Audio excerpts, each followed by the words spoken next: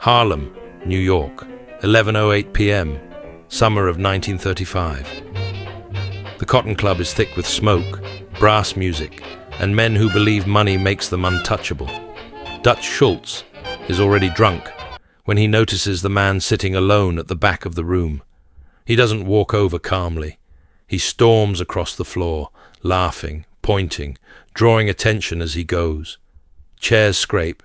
Conversations stop. Everyone knows something ugly is coming. Schultz stops at the table and starts talking before Bumpy Johnson can even look up.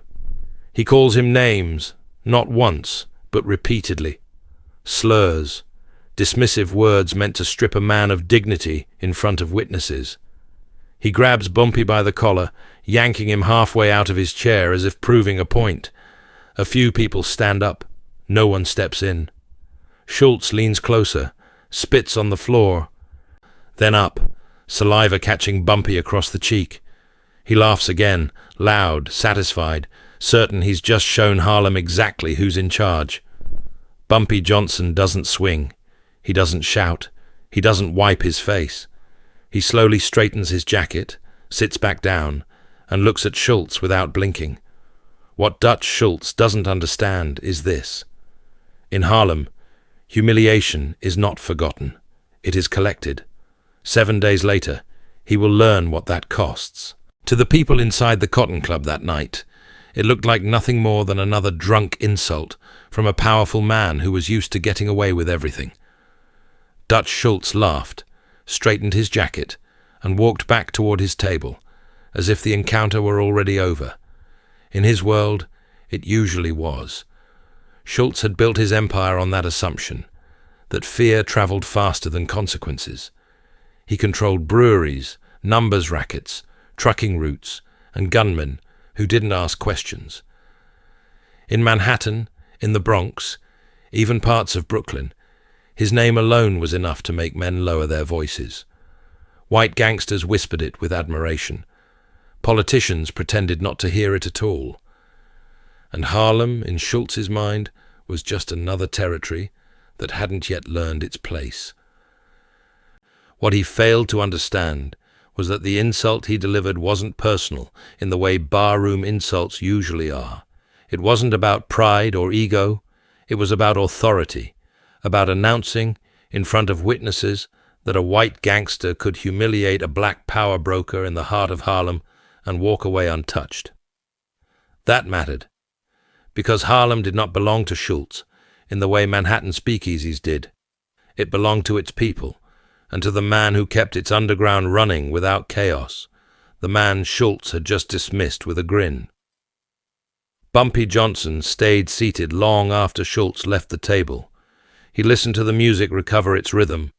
He watched conversations slowly restart, though none of them sounded the same. He noticed who avoided his eyes, and who dared to look directly at him. Every one of those details mattered, because Bumpy Johnson wasn't deciding if there would be a response. He was deciding how much damage would be necessary to make sure this never happened again. Long before Dutch Schultz ever set foot in Harlem, Ellsworth Bumpy Johnson had already learned a lesson that most men never survive long enough to understand. Power doesn't come from noise. It comes from control. Bumpy grew up knowing hunger, humiliation, and the kind of quiet anger that settles deep in the bones. By the time he arrived in Harlem as a young man, he had already learned how the world treated black men who asked for permission. So he never asked. He observed. He listened. And when he moved with purpose. Harlem in the 1920s and 1930s was alive, brilliant, dangerous. Jazz poured out of basements. Numbers runners moved through streets like blood through veins. Money flowed every day, legally or not, and someone had to make sure it didn't turn into chaos, that someone became Bumpy Johnson. He didn't rule Harlem by terror alone. Violence existed, yes, but it was measured, controlled, used only when absolutely necessary. Bumpy understood something many gangsters never did. Killing recklessly invites attention, and attention attracts destruction. So he built influence differently. He paid people on time. He protected the numbers runners instead of exploiting them. He resolved disputes before they turned into wars. Ministers knew his name. Business owners trusted his word. Even police officers learned which streets stayed quiet because Bumpy Johnson wanted them that way. And above all else, he enforced one rule without exception. Respect is not optional in Harlem. Not toward women, not toward families, not toward the men who keep the neighborhood standing. Dutch Schultz didn't just insult Bumpy Johnson that night. He insulted the system that kept Harlem from tearing itself apart, and systems, when challenged publicly, demand correction. Bumpy Johnson didn't react at the Cotton Club because reaction would have been emotional. What came next would be surgical. Dutch Schultz had never learned the value of restraint because the world had rarely punished him for lacking it. By 1935, Schultz controlled a criminal empire that stretched far beyond the bars and back rooms where it began. Beer trucks moved under his protection. Numbers rackets paid him without complaint. Judges, police captains, and politicians accepted his money while pretending not to know where it came from. In the white neighborhoods of New York, his name carried weight, the kind that closed doors and opened others without a word being spoken. And that was exactly the problem. Schultz believed power worked the same everywhere. That fear crossed borders. That money erased boundaries. That a man who ruled Manhattan automatically ruled Harlem. He didn't see Harlem as a community. He saw it as a market. To Schultz, black numbers operators weren't partners. They were obstacles, men who needed to be pushed aside, absorbed, or crushed. And Bumpy Johnson, sitting quietly in the back of the Cotton Club, looked like the last obstacle standing between Schultz and total control. What Schultz never understood was that Harlem didn't respond to outside pressure the way other neighborhoods did. It didn't bend quietly. It closed ranks. His arrogance blinded him to the warning signs, the silence after his insult, the lack of immediate retaliation, the fact that no one laughed with him. Schultz mistook restraint for weakness. He walked out of the Cotton Club convinced he had just asserted dominance. In reality, he had exposed the most dangerous flaw any gangster can have, the belief that power gives permission to disrespect the wrong man. And in Harlem, that belief came with consequences that money could not buy off. The insult itself was not complicated. It didn't need to be. Dutch Schultz didn't threaten Bumpy Johnson. He didn't raise his voice or make a scene. He leaned in just enough to make sure the words landed where they were meant to, not as a challenge, but as a dismissal. A reminder spoken aloud that in his mind, Harlem was still something to be claimed, not respected. That was what made it unforgivable.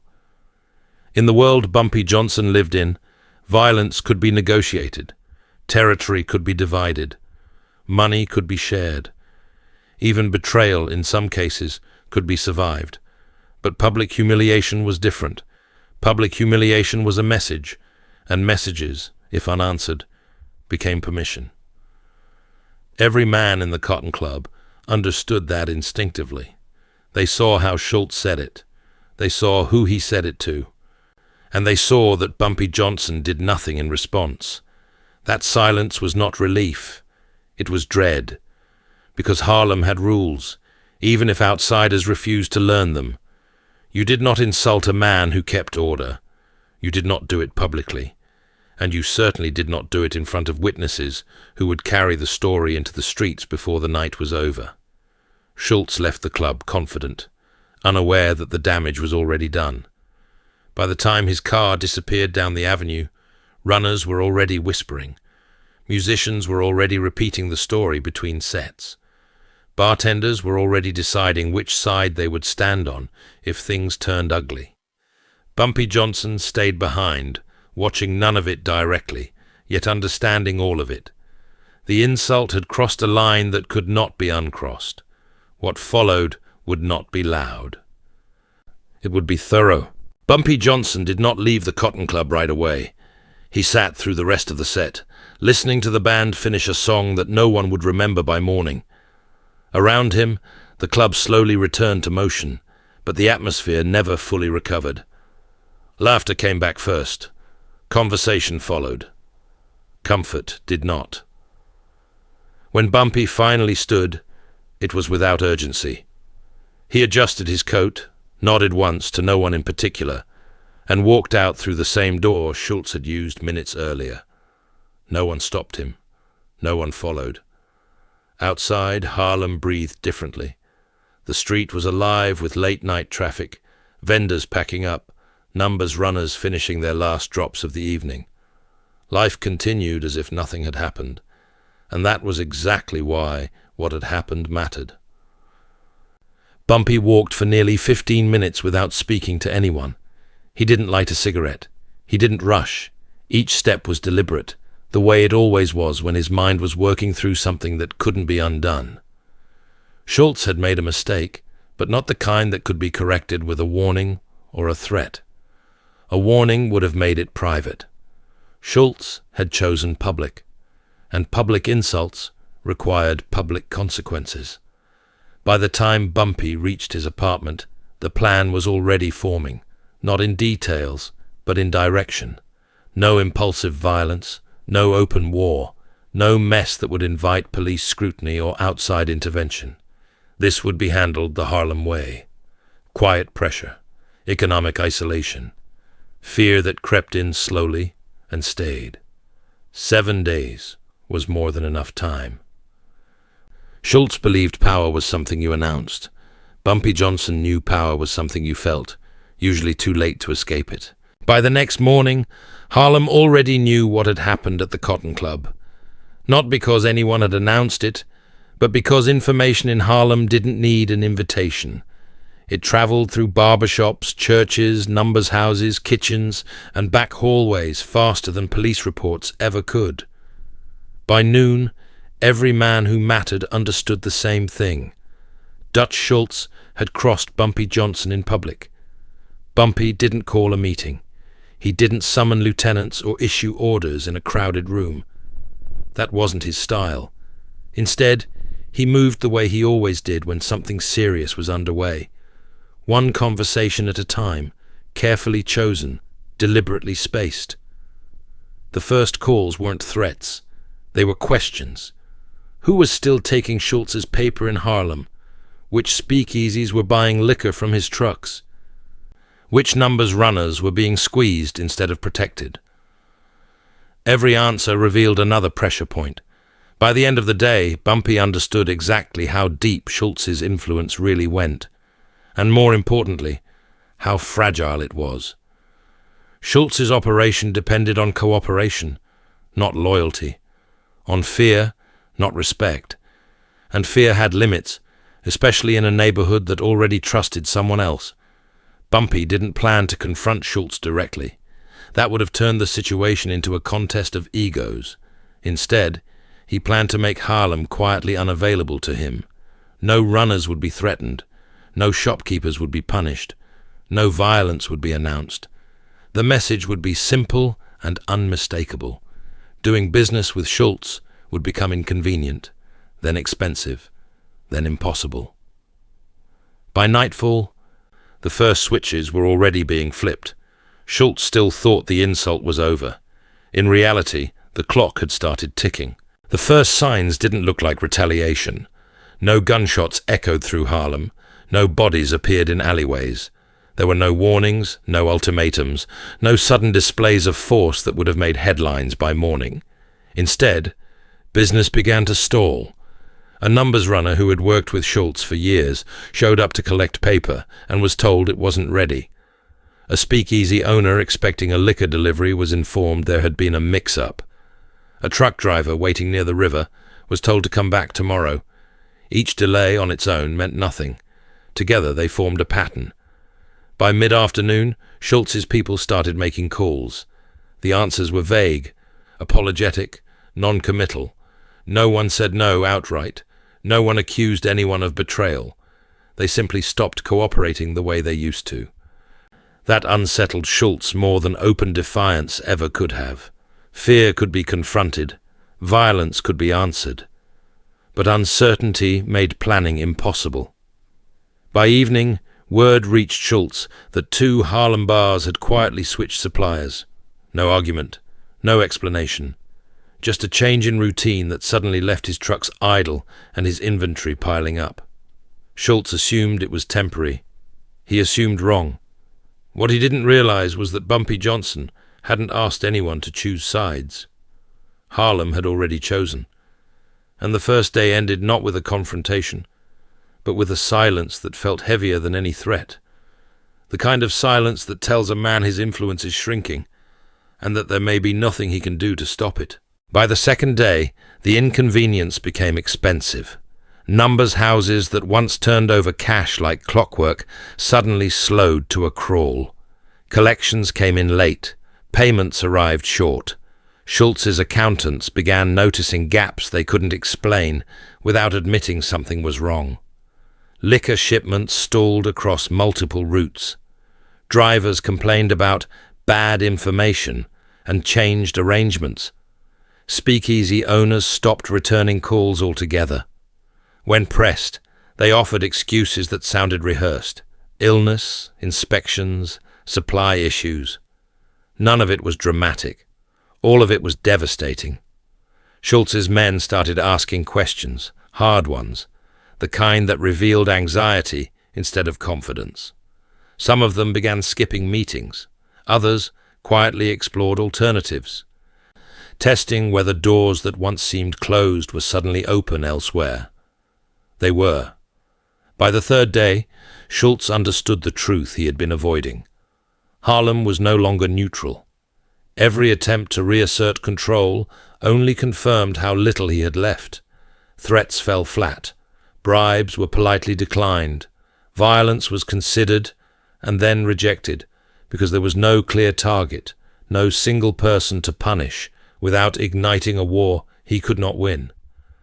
Meanwhile, Bumpy Johnson remained invisible. No public statements, no warnings, no presence to confront. That absence was intentional. It allowed fear to do the work for him. Schultz's empire didn't collapse in one blow. It bled, slowly, steadily, and in full view of the men who depended on it. By the end of the third day, even Schultz's closest allies began to wonder how long staying loyal would cost them. By the 7th day, Dutch Schultz stopped pretending this was temporary. Money was stuck. Routes were compromised. Harlem, the territory he believed he could dominate through force, had become a closed system that rejected him at every turn. Worse, the rejection wasn't loud enough to fight. There were no leaders to threaten, no meetings to disrupt, no single enemy to strike. There was only Bumpy Johnson's absence, and the consequences of it. Schultz requested a message be passed along, not a challenge, not an insult, a request. It reached Bumpy the same way everything else did, quietly. Bumpy listened. He didn't smile. He didn't respond immediately. He didn't need to. The message Schultz received in return was simple and devastating. Harlem was no longer available to him, not for business, not for leverage, not for disrespect. There would be no meeting, no negotiation, no dramatic ending. The decision had already been made. Schultz withdrew what remained of his operation within days. Trucks rerouted, men reassigned, investments abandoned. Harlem erased itself from his maps as if it had never been worth the trouble. He left without gunfire, without spectacle, and without dignity. Dutch Schultz didn't lose Harlem because he was weak. He lost it because he misunderstood where power actually lived. Bumpy Johnson never declared war. He never raised his voice. He never fired a shot. He allowed the system he built, trust, loyalty, and shared interest, to do what violence could not. Harlem returned to its rhythm. Numbers runners worked without fear. Businesses reopened under protection they understood. Order was restored not by force, but by memory. People remembered what happened when an outsider crossed the wrong line. The lesson spread quietly, the way real lessons always do. In Harlem, power wasn't something you seized. It was something you were allowed to hold, as long as you respected the people who lived there. Dutch Schultz learned that too late, and Bumpy Johnson never had to remind anyone again.